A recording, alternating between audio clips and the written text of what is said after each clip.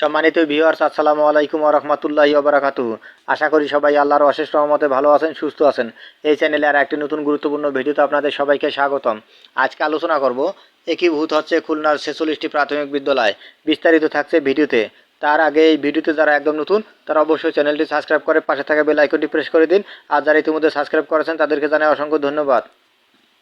একীভূত হচ্ছে খুলনা 46টি প্রাথমিক বিদ্যালয়। কম শিক্ষার্থী নিয়ে পাশাপাশি থাকা প্রাথমিক বিদ্যালয়গুলো একীভূত করার পরিকল্পনা করেছে সরকার। খুলনা জেলায় এমন 46টি প্রাথমিক বিদ্যালয় একীভূত করার জন্য প্রাথমিক ও গণশিক্ষা মন্ত্রণালয়ে সুপারিশ করা হয়েছে। খুলনা জেলা প্রাথমিক শিক্ষা কর্মকর্তা শেখ ওহিদুল আলম বলেন, আমাদের জেলাতে মোট 1159টি বিদ্যালয় রয়েছে। এর মধ্যে 47টি বিদ্যালয়ে 50 জনের কম শিক্ষার্থী আছে। তবে পারিপার্শ্বিক বিবেচনায় 46টি বিদ্যালয়কে একীভূত করার জন্য সুপারিশ করা হয়েছে। তবে একীভূত করার পর কোনো বিদ্যালয় বন্ধ হবে না জানিয়ে তিনি বলেন, পাশাপাশি থাকা দুটি বিদ্যালয়ের একটিতে প্রথম ও দ্বিতীয় শ্রেণীর পাঠদান করা হবে।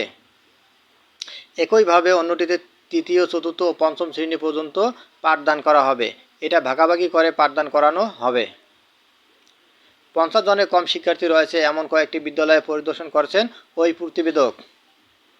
খুলনা শহর থেকে প্রায় 60 কিলোমিটার দূরে বিলখুলশি ও বিল ডাকাতিয়ার মাঝামাঝি প্রত্যন্ত ময়নাপুর গ্রামে রয়েছে ময়নাপুর সরকারি প্রাথমিক বিদ্যালয়।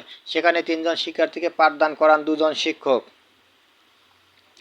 গত বছর জেলা শিক্ষা অফিস থেকে ওই বিদ্যালয়টির কার্যক্রম বন্ধ করে দিতে ঊর্ধ্বতন কর্তৃপক্ষের কাছে আবেদন করা হয়েছিল। তবে প্রাথমিক ও গণশিক্ষা মন্ত্রণালয় থেকে বিদ্যালয়টি সম্পূর্ণ বন্ধ করার ব্যাপারে কোনো সিদ্ধান্ত দেয়নি।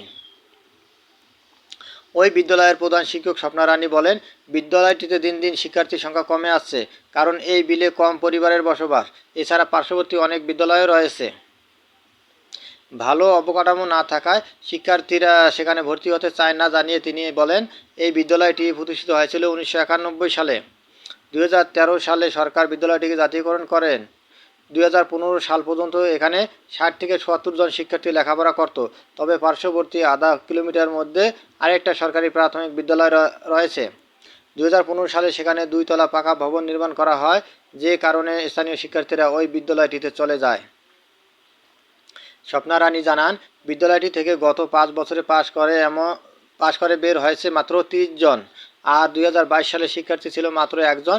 2023 সালে আরও 2 জন নতুন করে ভর্তি হওয়ায় বর্তমানে 3 জন শিক্ষার্থী রয়েছে। তারাও চলে যেতে পারে, কারণ দুর্বল অবকাঠামোর জন্য তাদের মায়েরাও এখানে পড়াতে চান না। 2008 সালে সংসদ সদস্য নারায়ণ চন্দ্র জেলা পরিষদের মাধ্যমে এখানে একটি আধা পাকা ভবন নির্মাণ করিয়ে দেন। পরে আর অবকাঠামো নির্মাণ হয়নি। শিক্ষা কর্মকর্তা শেখ ওহিদুল আলম বলেন, এই ধরনের বিদ্যালয়গুলোতে শ্রেণীভিত্তিক পাঠদান ভাগাভাগি হলে আর শিক্ষার্থীর সংকট হবে না, অর্থাৎ একটিতে কম শিক্ষার্থী বা অন্যটিতে বেশি শিক্ষার্থী এমন সমস্যা হবে না। তিনি আরও বলেন, একীভূত হওয়ার ফলে শিক্ষার্থীর সংখ্যা বৃদ্ধি পাওয়ায় তাদের মধ্যে প্রতিযোগিতাও বাড়বে, ফলে শিক্ষার মান আরও ভালো হবে। প্রাথমিক শিক্ষা অধিদপ্তরের খুলনা বিভাগীয় উপপরিচালক মোহাম্মদ মুসলিম উদ্দিন বলেন, অল্প শিক্ষার্থী রয়েছে, তবে পাশাপাশি কোনো বিদ্যালয় নেই এমন বিদ্যালয়গুলো যথারীতি চালু থাকবে। ঢালাওভাবে কিছু করা হচ্ছে না, স্থানীয় বাস্তবতা ও পারিপার্শ্বিকতা বিবেচনা নিয়ে বিদ্যালয়গুলো একীভূত করা হচ্ছে। তিনি বলেন, সারা দেশে এই ধরনের 300টি প্রতিষ্ঠানের তালিকা করা হয়েছে। এটা মন্ত্রণালয়ের অনুমোদনের অপেক্ষায় আছে। নির্দেশনা এলে পরবর্তী কার্যক্রম শুরু করা হবে। ধন্যবাদ জানিয়ে বিদায় নেওয়ার আগে আবার অনুরোধ জানাই, যদি ভিডিওটি ভালো লাগে এবং সর্বশেষ আপডেট ভিডিও পেতে চান তাহলে অবশ্যই চ্যানেলটি সাবস্ক্রাইব করবেন। ধন্যবাদ সবাইকে।